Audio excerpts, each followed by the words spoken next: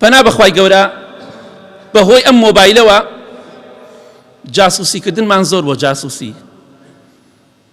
ئێمە جاسوسی بە شتێک تێگەیشتوونە، بەڵام لە شەرع شتێکی تر. جاسوسی واتە قسە هێنان و قسە بردن، بەڵام ئەوە جاسوسی نییە، ئەوە نەمیمە و دووزمانی پێڵێن. جاسوسی خوای گەورە فەرمیێ وەلا تەجەسەسوا، جاسوسی مەکەن. جاسوسی ئەوەیە کە بە دوای عەیب و عاری خەڵکا بگەڕی، فەڵان کەس عەیبی بڵاوی کەرەوە، حەیە فەڵان کەس بەرە، گەڕان بە دوای عەیب و عاری خەڵکا و بزانم فڵان ژن خەریکی چییە، فڵان پیاو خەریکی چییە، بزانم فڵان ژن و پیاو کێشەیان چییە، بە خەریکی چی نەها بە دوای عەیب و عارەکان ئاگەڕێ.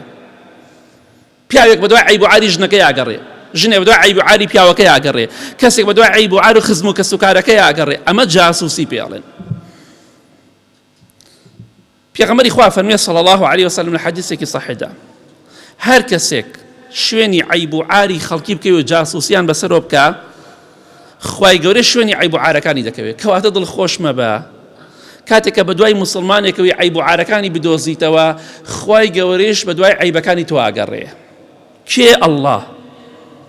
و پێغەمبەری خوا فەرموویە صلی الله علیه وسلم هەر کەسێکیش خوای گەورە بە دوای عەیب و عارەکانیە بگەڕێ، یەفضحه وەلەو فی جەوفی بەیتیه، خوا لە ماڵەکەی خۆشیا بێ فەزحی دەکات مادەمە دوای عەیب و عاری خەڵک ئاگەڕێ.